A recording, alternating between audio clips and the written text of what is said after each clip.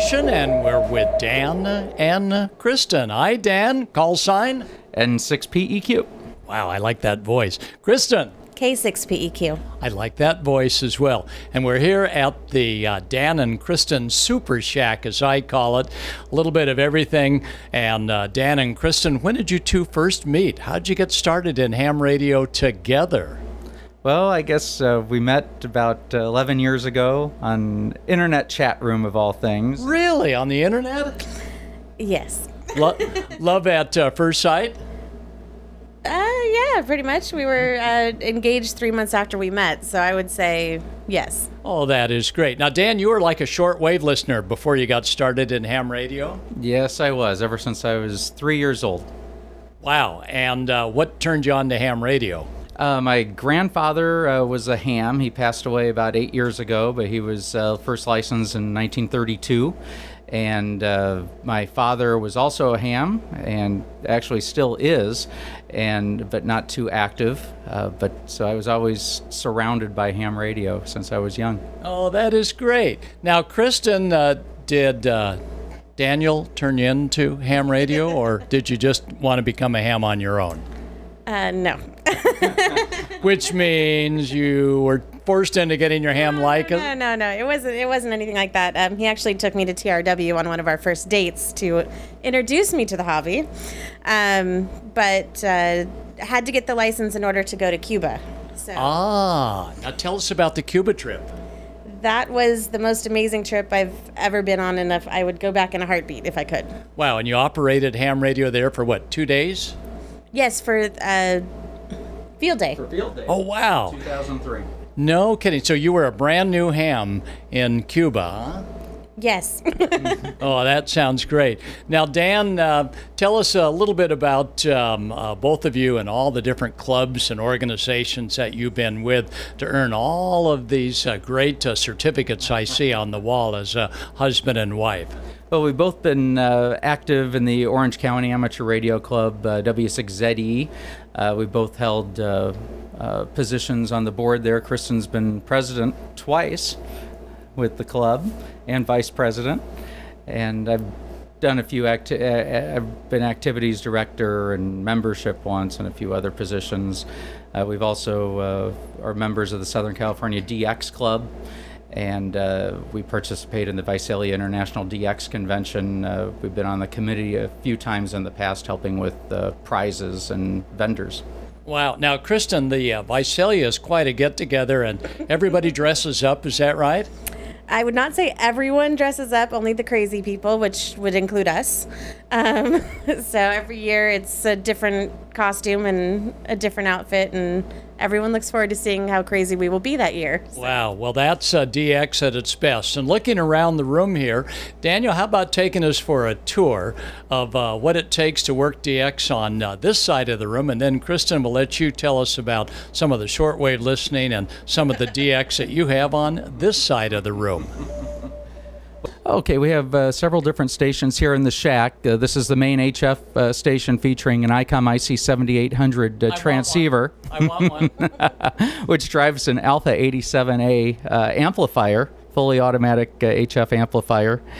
We can select between any of the antennas out on the tower to the 7800 with this remote antenna switch. Each antenna has its own independent switch at the base of the tower, and it's selectable here. Now, how many antennas do you have up there? Too many. I don't know. There's probably a dozen. I would second that. We have bandpass filters for each of the main HF bands, and each antenna is selectable between whether it's at this station or the other station here in the shack. My station. Her station, That's right. His and her stations. We have logging equipment for contesting as well as day-to-day operations, gray line propagation indicators on the geochron as well as on the logging software, and lots of DX spotting for looking for DX stations. We usually have several different sites up as well as a Telnet site. Depending on what site we're on, we get different types of spots. And we also have a Kenwood station monitor here to watch our transmitted audio, and the ICOM 7800 has a very nice pan display, allows us to see the band as well as hear the band, and makes working a split operation DX very, very easy. Now, it looks like you've got one of the original Kenwood clocks. Is that right? We sure do. You want to sell that, buddy? No, I don't. Kenwood HC10. We have a few of them here in the shack. It's the best ham radio clock ever made. I just wish they still made them. Wow, Dan, this is really a contest station over here, and Kristen, we're soon to see what you got over here. But Daniel, how many contests a year do folks come into the shack and begin operating simultaneously? Boy, nowadays it hasn't been too often, maybe once a year or something. And in past years, it's been heavily populated. All right. And do you have a favorite contest? November sweepstakes phone and the 10-meter contest and IRU radio sport. Those are our favorites. Oh, yeah, 10 meters really been hot. Now, Kristen, what's it like when all these guys and girls pour into the shack and squeeze into the room here? It's all nice and air-conditioned. Do you have to, like, entertain them, or do they just put on their headphones and do their thing? I would say they're pretty much entertain themselves. They're swarming to the radios. I usually provide food. That is my job. Well, food is important. Do they all wear headphones so no one is like turning up the volume too loud? It depends on the station. If they only have one going, then it'll be loud and everyone can hear. If there's two stations going simultaneously, then you'll have headsets. Or if I don't want to hear it, then he'll wear a headset. All right. And now, I understand you have a new antenna system. I remember the old one. Would you do, like, put it up in the middle of the night so the neighbors wouldn't see it the next morning? It was very discreet. No. Very discreet. There you go. And how tall is that antenna tower? What do you think? Isn't it 50? About 50 foot. Well, that's just right for great DX. Well, let's take a look at some more of the gear. Okay, this is the second station in the shack. Also has a ICOM IC 7800. I want one. Like we were saying, we have his and hers 7800s here also, and we have a Alpha 9500 amplifier here that I bought for you. Yeah, Kristen gave me as a present a few years back, which was very nice. And also a fully automatic amplifier, Alpha 77SX amplifier as well. Also have another Kenwood station monitor, and we also have a Alpha 6-meter amplifier as well, one of the original Alpha 6s. There are like 5 of them? Yeah, only 5 of them made, and they only made them for a short time, but now they have a new version out, but this is one of the originals. And we also have the same type of antenna switching and bandpass filters like we do on the station A, and we can also select any of the antennas from station B to our test bench, to a patio station if we set up a radio on the patio, as well as to other radios here in the shack. All right, now we're at the Kristen corner, and this is where Kristen does a lot of monitoring of the different nets. What have we got over here, Kristen, beside another one of those Kenwood clocks that I want? Yeah, we know you're jealous, I can tell. I am. This is more of the 2 meters where you can get onto the club nets. W6ZE's nets are on Wednesdays, so a lot of times if I actually get home from work on time, I can hop onto one of those and get caught up on what's going on in the club. Moving on, we've got the big bad boy that is great for weather and costs a fortune. But it was his toy that he always wanted, and well, let's just say I got a great diamond bracelet to go along with it. Oh, so, good deal, good deal.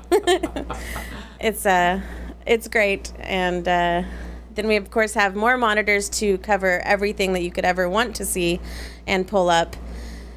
And looks like you got some spare radios just ready for any eventuality, huh, Chris? You never know if you need to take one in the car, or if there is an emergency, or if someone needs to borrow something to check their radio or check their antenna. So we're pretty much ready. If anyone needs anything, we're here. Kristen has the network over here on her side of the operating room. Well, I am the more social one, so there you go. Yes. I would say I've noticed in years the last few years, a lot more couples getting involved in radio through Visalia, through the DX Club. I know we've seen them including more wives in their events, having wives prizes, just trying to get the wives more involved so that it's not just a man-oriented hobby. I mean, there are a lot of things that women would enjoy out of it. We all love to talk. So I think that it's good to see a lot more couples getting involved in all the different aspects of the hobby. Mm-hmm. And a lot of the YLs have gotten licensed, and it's been very nice to see. And we've seen that happen at the Southern California DX Club and at Visalia. And Kristen's made a big effort in the Orange County Amateur Radio Club when we have get-togethers to make sure people bring their spouses. And every time we have more and more spouses show up, and they have so much fun, and they end up showing up to other events and sometimes getting their licenses.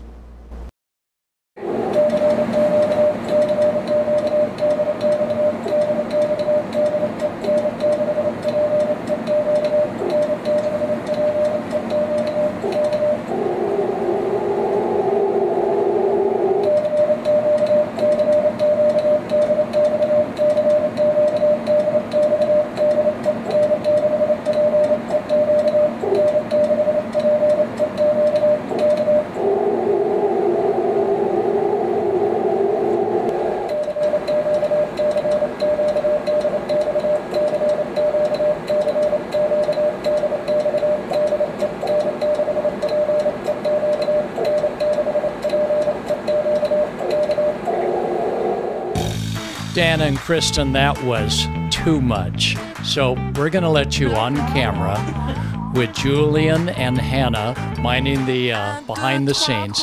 Go ahead and give us your best kiss for Ham Nation.